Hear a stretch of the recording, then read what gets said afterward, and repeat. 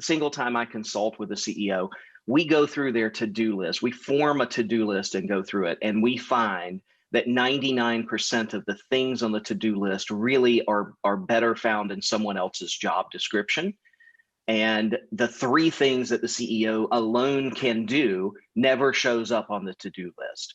And so we spend time, sometimes a year, going through a process to right that ship, to put that 80-20 back together in the right way. So it's not that I don't think that people have to-do lists to get done during the day, and you got to send an email, you got to check up on an unhappy customer or something of that nature. Of course, that's it. I win the battle when I can get a CEO to say, before I do any of that stuff, I'm going to positively touch my culture. I'm going to positively influence some person in my organization, and I'm going to do something that makes our numbers better, right? If I can get them doing those 3 things, then the to-do list is yours. You choose how much to go on it and not, right? And what we find over the course of a year is that people trim those to-do lists, and they very effectively learn the skills of delegation so that the right people are doing the right tasks in the organization. Welcome to the RockstarsRocking podcast, powered by Voluntary Disruption, a show dedicated to people who are crushing their business and life goals. These are bite-sized conversations with leading rock stars in their respective industry who are pumped to share their story to help drive you to the next level. So, are you ready to rock? Speaking of rock stars, here's your host, Eric Silverman.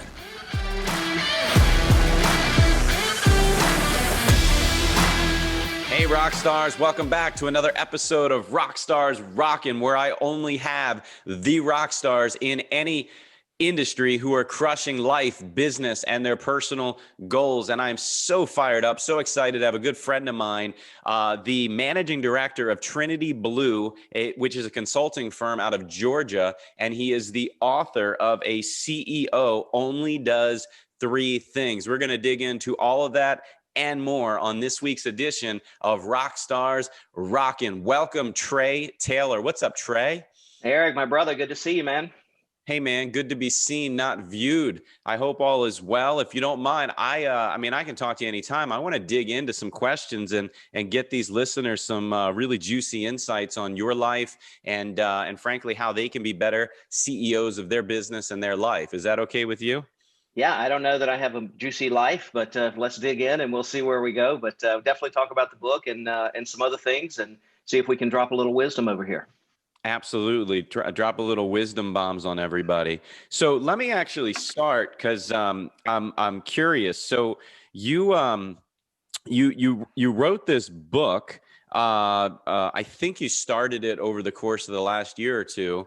And correct me if I'm wrong, but it was kind of started off of a big keynote presentation, which I've had the pleasure and privilege of watching you live in person deliver multiple times at this point. Again, for those listening, the book is called A CEO Only Does 3 Things. I'm with the author, a good friend of mine, Trey Taylor. He talks about finding your focus in the C-suite. And my God, the foreword of the book, you guys ready for this? The foreword of the book is written by Shark Tank's own Kevin Harrington, the inventor of the infomercial, if I got that correct. So yeah. Tell me, Trey, how did this turn into a book? Came from a keynote, turned to a book? It did, man. You were present at the creation, really, because I gave the opening keynote for the Ascend conference one year. And, as I started to plan that, I said, who's going to be in the room?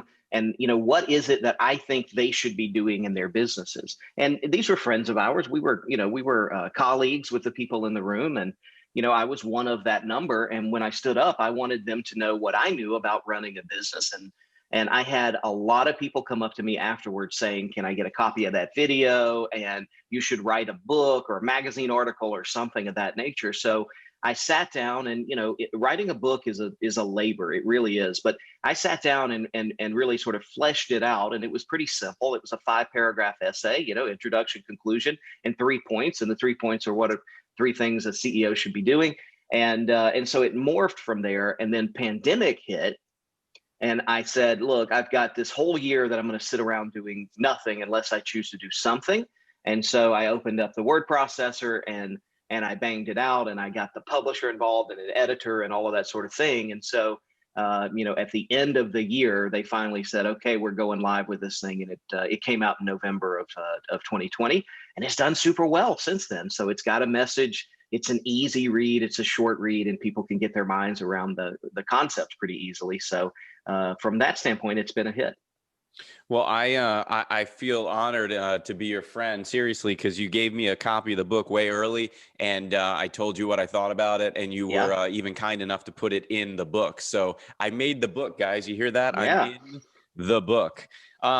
So let's dig into the book a little bit. And we're going to talk about other things you're working on and talk about your background too. But I want to dig right in. So in the book, you talk about three things, of course. But before you get to those three things, and we'll talk about them, you talk about the psychology of a CEO. Can you kind of give us a quick snippet of what that means?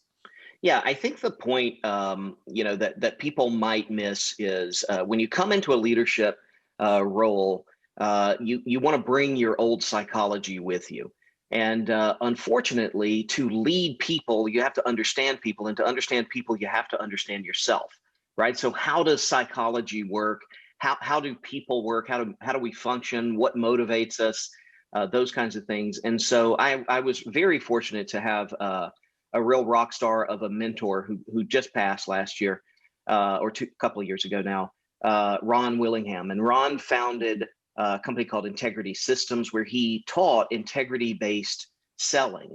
And he and I wrote a book called Authenticity. There it is right there, which I gift very frequently, a really fabulous book there. And Ron had 2 million people go through his courses around the world throughout his career.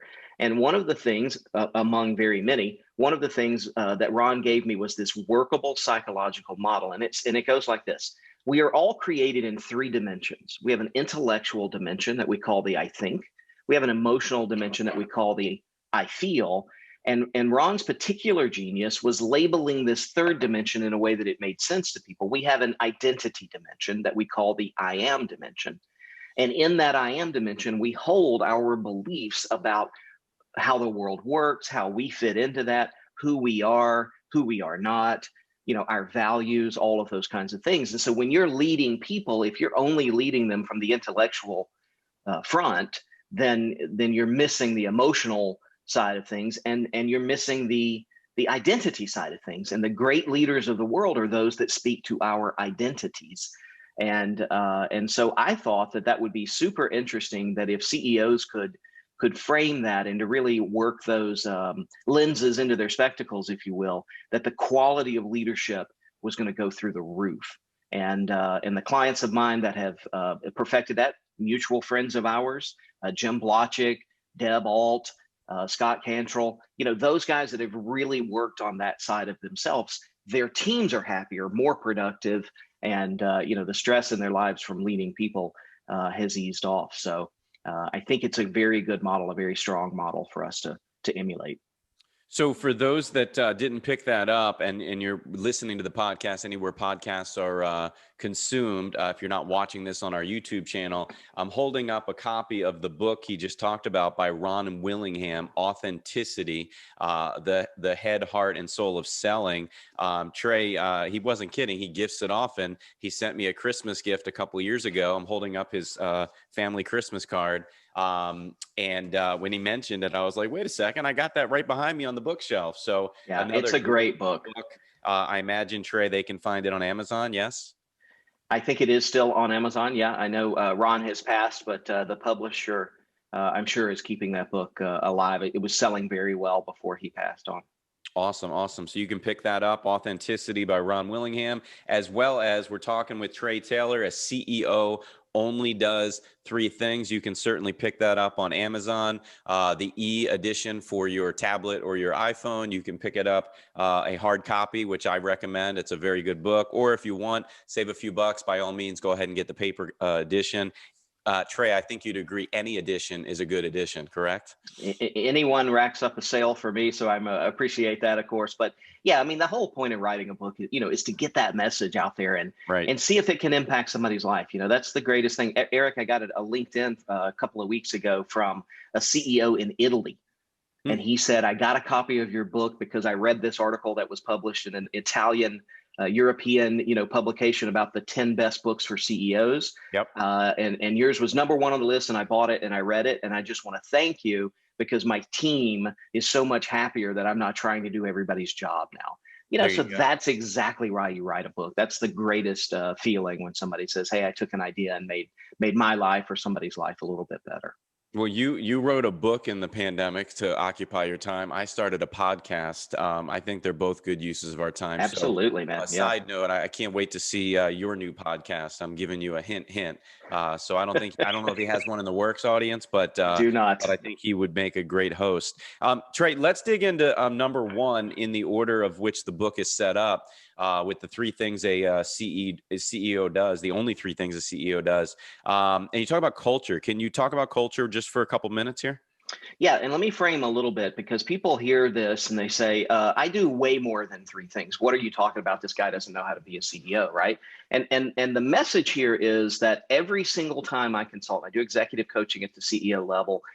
Every single time I consult with a CEO, we go through their to-do list. We form a to-do list and go through it. And we find that 99% of the things on the to-do list really are better found in someone else's job description. And the three things that the CEO alone can do never shows up on the to-do list. And so we spend time, sometimes a year, going through a process to right that ship, to put that 80-20 back together in the right way. So it's not that I don't think that people have to-do lists to get done during the day and you got to send an email, you got to check up on an unhappy customer or something of that nature. Of course, that's it. I win the battle when I can get a CEO to say, before I do any of that stuff, I'm going to positively touch my culture. I'm going to positively influence some person in my organization, and I'm going to do something that makes our numbers better, right? If I can get them doing those three things, then the to-do list is yours. You choose how much to go on it and not, right? And what we find over the course of a year is that people trim those to-do lists and they very effectively learn the skills of delegation so that the right people are doing the right tasks in the organization. So sorry to be long-winded on that, but that's how we start off with everything. And the first thing that we start with, but again, you don't have to start with this. When we do the consulting, we really look to see where the problems are and where we can get some easy, quick wins. Usually that is in terms of the culture.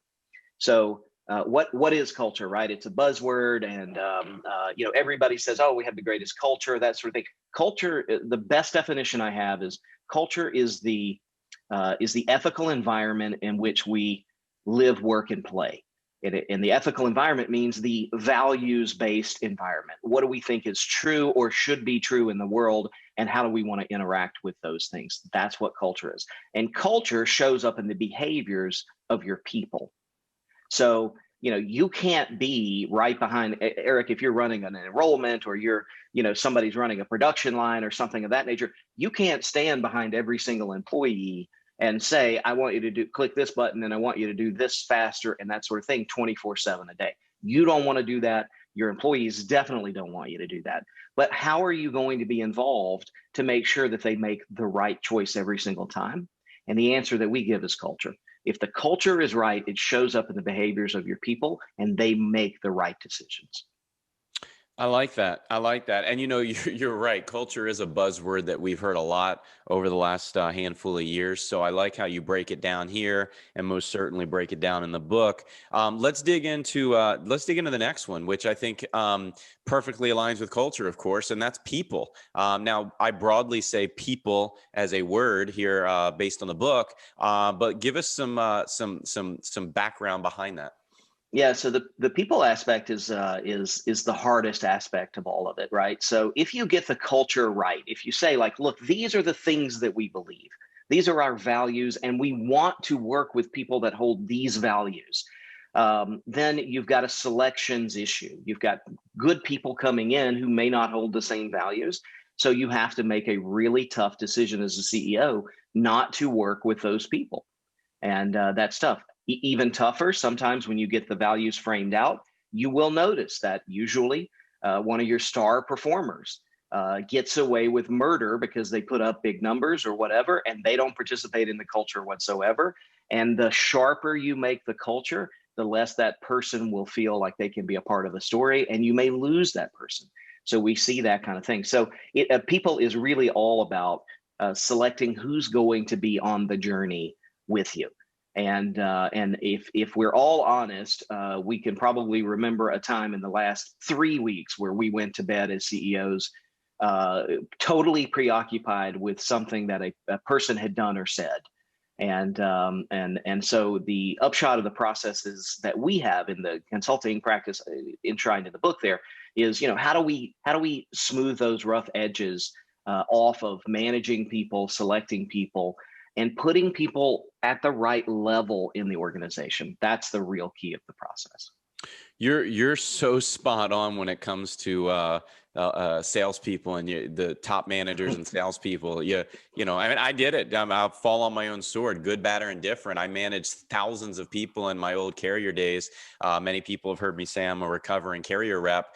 And boy, did I do it. I mean, my cardinal rule that I told my managers was, you got a top salesperson, leave them alone.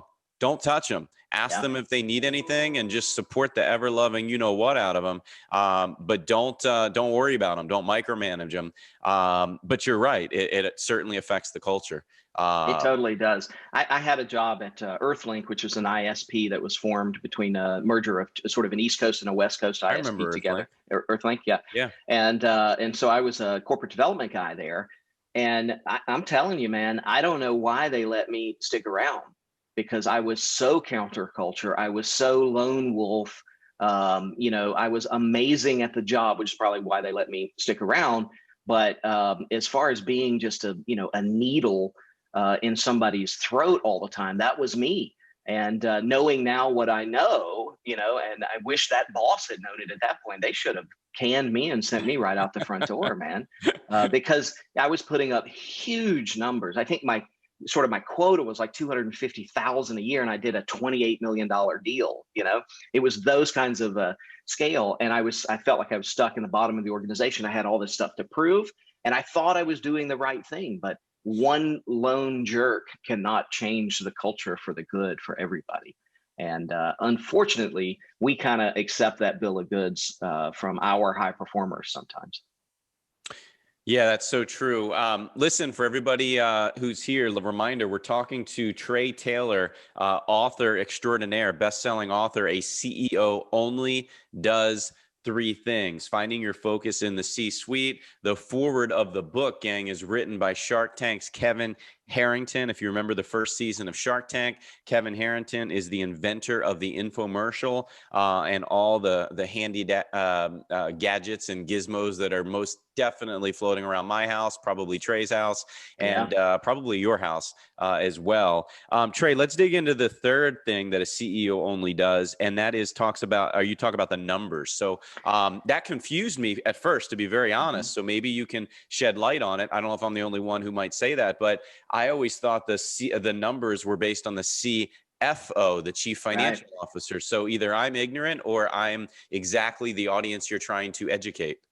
Yeah, so it's a closely held conviction of mine that the CEO sets the agenda on these 3 things because he's the only one that sees all 3 of them from the same perspective, right? So do I want the CEO sort of running month-end reports and wondering about balancing a cash account or something of that nature? Absolutely not. You have finance people for that. But do I want the CEO ultimately determining what numbers we are going to count, what we're going to do when we count them, and what they mean for us contextually? I do. So those are not only hard numbers. Those can also be soft numbers. So I have a goal every year. I have a couple of soft number goals every year. Number 1, I read 100 books a year. Right? As a CEO, I think my job is to be the most educated person that I ever come across. And so one of the ways that I do that is I read a whole bunch, right? So that's a soft number. Does anybody else even track that number or know about it? No, they don't. The other thing that we do is I write 500 thank you cards a year. That's a goal that I have. I want those thank you cards going to high performers in the organization. I send them to families of people. You're not talking about emails or texts. You're talking about handwritten notes. Handwritten notes, absolutely. Because, you know, that impacts people. People like it. So we do those kinds of things. Those are soft numbers. Now, if I don't hit those goals every year, or if I don't report out against those numbers every year, does my business sell less? Do I make less money or something of that nature? No, but there are soft numbers that the CEO sets for the organization as a whole that are just as important as the hard numbers. And so we want to have that as a starting off point, that there's an agenda setting item that's the CEO's job. Number two is being transparent about what the numbers are and what they mean contextually for the organization. I tell a story in the book in 2008, right? I could see the storm coming because anybody could have. And I said to the organization as a whole, I said, guys, I'm really worried that we're going to have a lot of clients go out of business. And if we have the wrong clients go out of business, our business is really going to be hurt, potentially crippled, potentially close the doors. I don't know, but my job's to be transparent. It's not to hide that information from you and enlist you in the solution. And one of the things I need help on is I think we spend too much money and we need to trim some expenses. Who's got an idea of what expenses we can trim? And we had this wonderful conversation. The very first thing that came out of the conversation was that the walk around people in my office didn't know what profit margin really meant. They didn't know. They thought if we made $1, Trey took $1 home that night, you know? And so they needed to be,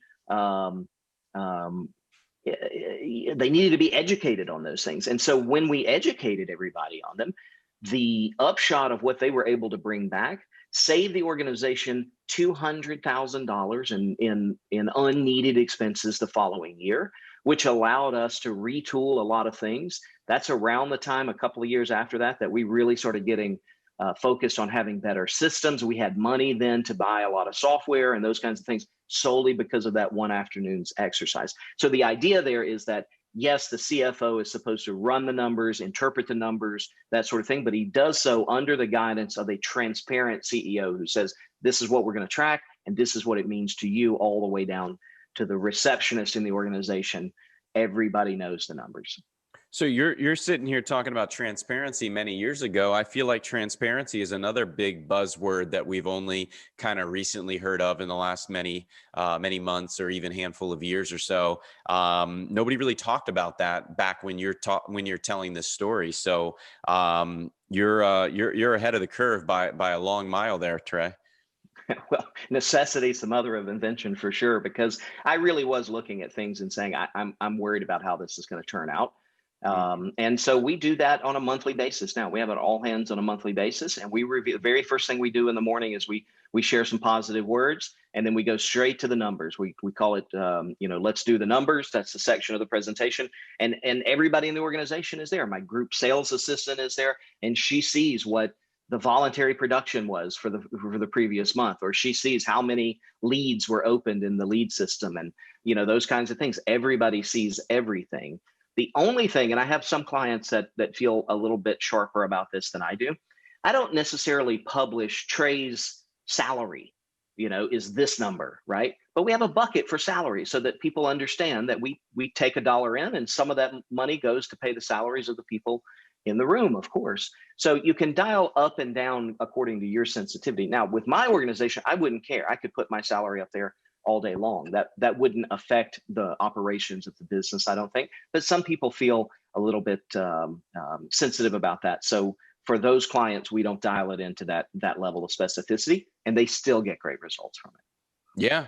Well, look, so for everybody listening, he just mentioned the word voluntary sales. For those that don't know, Treys, he's got multiple businesses. Treys, one of his very successful businesses is in the insurance employee benefits world, in the industry, in the insurance world, known as quote unquote voluntary. Trey knows I hate that term. Yeah, you do. But nonetheless, that's still what the industry calls it. But Trey, you weren't necessarily, maybe you were, I don't think you were born to sell insurance and to run per se an insurance agency or an insurance company or a benefits company.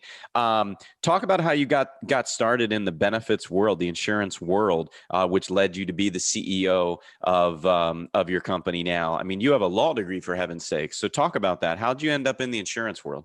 Yeah, so my grandfather founded the company in 1954. He was in the industry for several years, and then he started his own thing in 1968. So we're at 53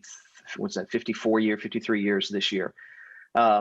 He started going door to door, selling insurance. That kind of thing could be done in the 50s, and he was amazed by how much money he could make. My grandfather didn't finish the ninth grade. He literally was the son of a sharecropper. That sort of origin story for him, still forms a part of the ethos of the environment that we have. Our culture is, you work hard as if there's no dollar coming tomorrow, and that kind of thing. So it's still part of it. My dad actually bought that business from him in the late 90s. And then my dad passed away in 2005, super unexpectedly. He was 52 years old. Eric, I don't know if you know this, but he died of SARS.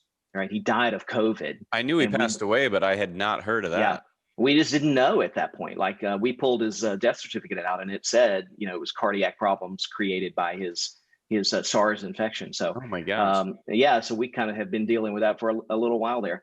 I came home at that point because we didn't really have a good succession plan, and by coming home, what do I mean? Dad had said to me growing up, like, don't do what I do for a living. Like, it's too hard, the entrepreneurial life, the business owner life, it's just too hard. Don't do what I do for a living. Go become a professional. Go become a doctor or a lawyer or something of that nature, or an engineer. Those were my three options. And then he saw my SAT scores and he says, okay, you're going to be a lawyer, right? Because my science and math were terrible at that point, but my verbal was near perfect. So then that's, we pretty much knew that's where I was headed. So I went to law school, and I came out of law school during the first internet bubble.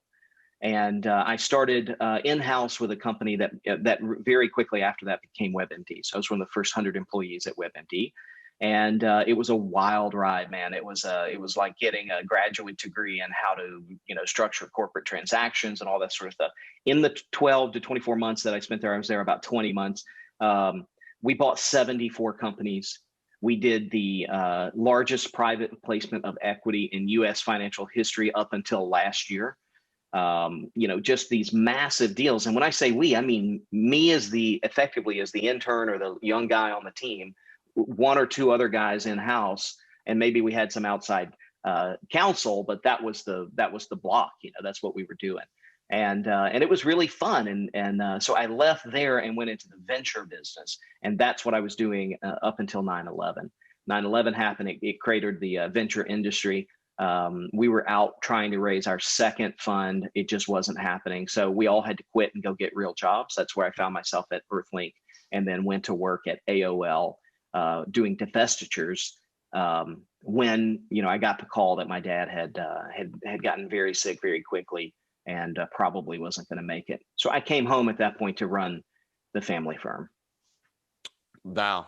Well, I don't know if you're a believer, and many of the listeners may or may not be, but there is a saying that everything happens for a reason. So you've taken on the reins of the insurance employee benefits world by a family business, and you've grown it. As far as I've seen, you've grown it far and wide. So it's working. You were born for insurance and employee benefits, Trey, whether you knew it or not, my friend.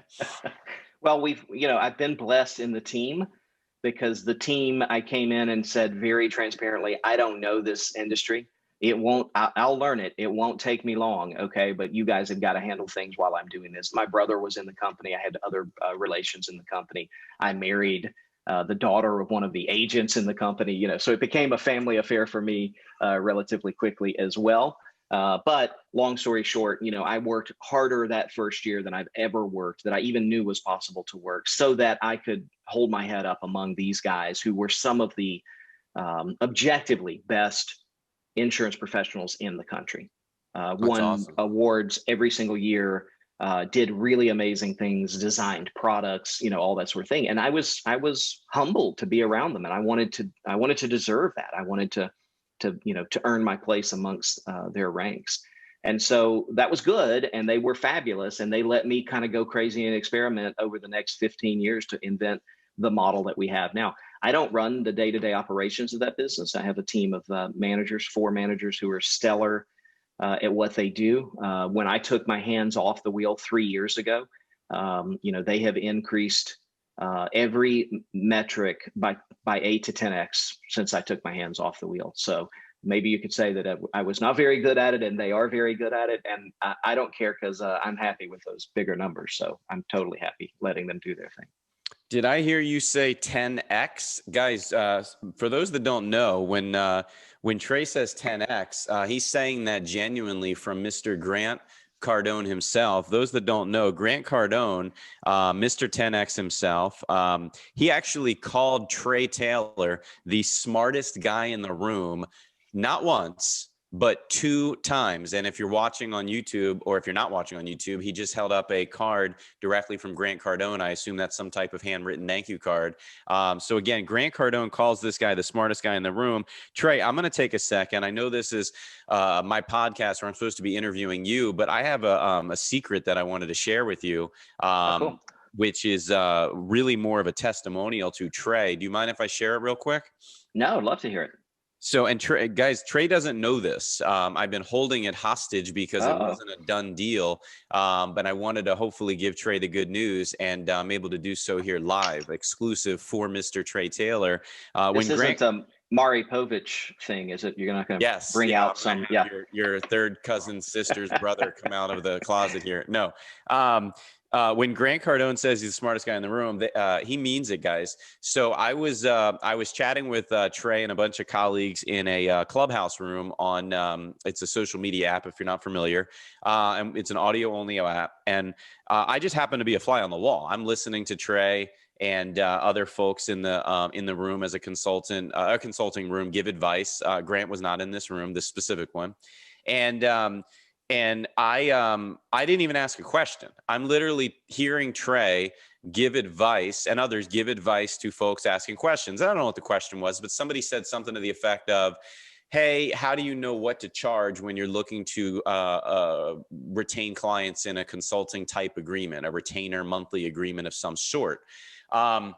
And Trey has no idea, but I was literally about to talk to a potential, another potential consulting client of mine personally, the very next morning. So the timeliness of that conversation was incredible.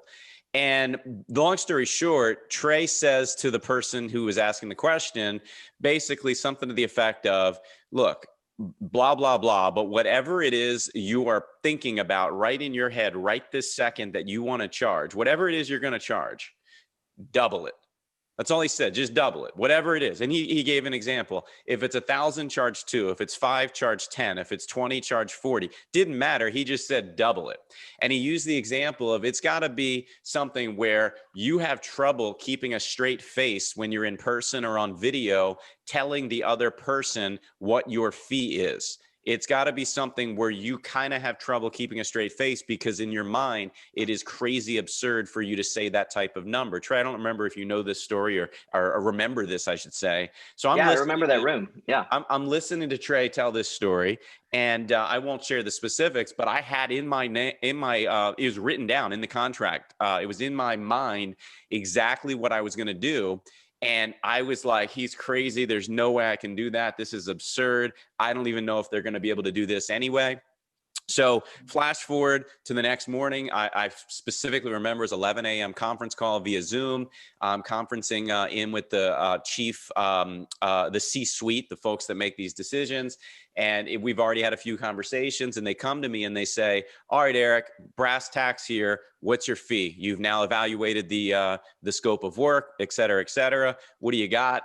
And I was ready to say my number. And then some light bulb went off in my mind to keep a straight face and just say what's on my mind.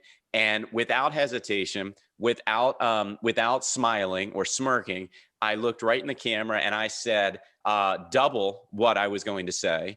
And I not only doubled the number, I doubled the contract term because I was going to do 6 months. I doubled it to 12 months. Flash forward, a few minutes. The guy had no problem whatsoever. He looks in the camera. He goes, that sounds fair. We'll put some stuff together and see what we come back with. Here we are a month and a half after that, or 2 months later, and we have a signed contract with double everything that I originally was going to do. So Excellent. Trey, I don't have a bourbon with me and I'm not a drinker, but cheers to you, my friend. For those that don't believe me, that is a true life testimonial. A CEO only does 3 things. And Trey, from a consulting perspective at Trinity Blue, is the man that you want to hire to give you advice. And that was just free advice right on Clubhouse. So Trey, what do you think, my friend? Yeah, Eric, I'm so proud that you took that leap and you did it. The quality of work that you're doing is no different based on the price that you're pricing it out at, right? You're still going to deliver tremendous value to them. You might as well collect your fair share of the value that you're creating. And when I work with consultants, which is a weird thing to be a consultant to consultants, but when I work with consultants, that's one of the things that we have to do, is to sort of unanchor people's pricing ability from their sense of self-worth or worthiness or that sort of thing, and really get them out there getting some good numbers, because people feel really good when they pay the right price and get a lot of value. They don't feel good when they pay a low price, get a lot of value. They feel like they've ripped you off or something. So that's one of the things that we do quite frequently. I just had a client go through a similar thing where he was wanting to launch a new consulting product, and he told me the price, and I said, we got to triple that price. He couldn't get there. So I said, okay, the first 3 clients, this is what we're going to do. And I can't remember the numbers. Let's say it was $2,500 a month is where he wanted to start. So the first guy, we sold at $2,500 a month. The next guy, we sold at $5,000 a month. The next guy, we sold at $7,500 a month. And then he realized that he could make a lot of money and do really stellar work. You know what he did with that extra money? He hired somebody else on his team to provide increasing value to the clients. So it's a great circle, and I'm just beaming that you were able to use a piece of advice like that. And that's the kind of work that we do. That's what we try to do, is just make people better. Well, I will get you the original audio and video of that part, because we're probably not going to put that out on clips, to be very honest with you, because this is supposed to be about you. But I wanted to share it with you and the audience, and you can use that any way you want, my friend. Yeah, I appreciate that. Yeah, great. So let me, as we finish up, I got 2 questions for you. Number one, a CEO only does 3 things. Get it on Amazon, but I don't know. To me, it sounds like you're setting yourself up for the next book. A CFO, a COO, a C something only does 3 things. Most authors I've had on and interviewed tell me that they're already in the thought process of another book, a follow-up to a bestseller. Has that already crossed your mind? Yeah, of course it has. And I did build this book along a framework that would support some additional sort of outgrowth. I'll tell you the truth. I would be really interested to write a COO or a CFO alongside somebody who thinks really deeply about those positions, because by nature, I'm a CEO. But, our friend Cameron Herold, for example, who better to write a COO only does 3 things? And I keep threatening Cameron that I'm gonna talk to him about that. Our mutual friend John Rulin, of course, from Giftology has said that we should probably have a talk. So that's sort of the thinking exactly right, that we would have a COO, a CFO, a CMO only does 3 things, and these are those things, and basically giving sort of the job description for exceptional performance in those positions. Yeah. I love it. All right. Well, stay tuned, because it sounds like something will happen in the future, by all means. Trey, I'm going to ask you a question to wrap everything up. Is there a difference, or can there be a difference between a good CEO and a great CEO? Yeah, that's a good question. And I get asked that sometimes. So obviously the first answer is, if you want to be a good CEO, you got to buy and read the book. But if you want to be a great CEO, the last story in the book is about 2 things that great leaders do that good leaders just don't quite connect to yet. And I go back to my 6th grade algebra teacher, Mrs. Brownlee, because she really embodied these 2 things. And the 2 things are, they precept gifts in others before people see them in themselves. Precept mean to perceive before, right? So, the minute you meet someone, you can sort of tell that they're really good at this, but they may not see that in their own personal story. They may not see that in themselves when they dig deep, but we can see gifts in other people. It is not enough to just see that gift. The really great leader also does what I call evocation. They evoke, they pull from within. The Latin there is ex vocat, to call from within. They call those gifts out into the world and make that person accountable for the gifts. And in doing that, Mrs. Brownlee, for example, was my, like I said, my 6th grade algebra teacher, and she made me run for student council one time, which was not the sexiest thing in the world, to do. I'd want to be the captain of the football team, not the student council guy or what have you. But, she came in and said, you have a gift for this and you really need to be pursuing this. And true to nature, I did have a gift for it, and she called it out. And it's been a big part of my life since I was in the 6th grade, for example. The chairman of my board used to work with Jack Welch. He joined GE the same month that Jack Welch did. They were contemporaries. Now, Jack, of course, spent his entire career at GE. My chairman went and did other career paths. But what he remembered most about Jack was, as a peer, Jack would walk into a room, slap you on the shoulder and say, Eric, you're the best plastics salesperson the Great Lakes region has ever seen, and you should really keep that up because you'll end your career running a great plastics manufacturer around the world, or something like that. You saying that as a 26, 28-year-old guy to other 26 and 28-year-old guys. And that's what people remembered about Jack Welch when he died, was that he reached inside me and pulled out a gift that I didn't even know I had back then. So here's the good news for anybody listening today. You don't have to be a CEO to use these 2 gifts. We all have the ability to go find somebody who's doing something in the world and to call out an appreciation of that gift inside them. You can do it 5 times before you sit down to dinner tonight. It's a very simple thing to do. It just takes courage to reach into somebody and say, I think you're doing an amazing job, Starbucks barista. And it's obvious to me that you care very much about the quality of work, the quality of product that you produce. If you keep that up, I think you'll be successful in whatever you happen to do for the rest of your life. And those kinds of little blessings, those mitzvahs, if you will, as we go through life, those little blessings should be on our minds all the time, because we can create a really wonderful world by loving on people in that way. So that's what I think the definition or the difference is between a good and a great leader, good and a great CEO. Well, I don't know if anybody listening or if you, Trey, are a Howard Stern fan, good, better, and different, but that is the moment where Howard, in an interview, I'm no Howard, would say, you've said it all. I have nothing more to add.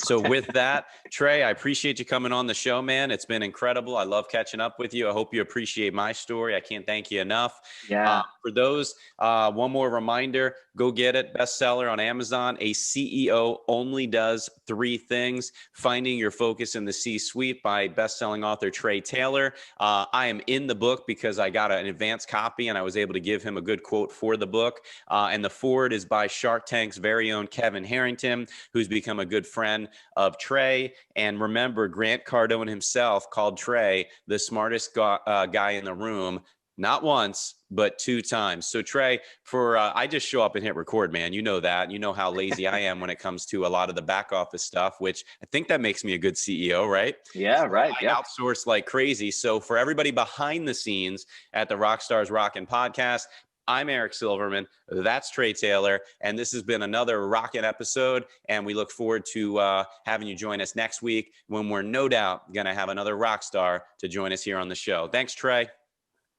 Thanks, Eric. Great to be with you. Really appreciate the kind words and the great story that you shared. Made my day. You got it. Thanks, brother. Take care, everybody. Bye-bye. Thanks so much for tuning into this episode of the RockstarsRocking podcast.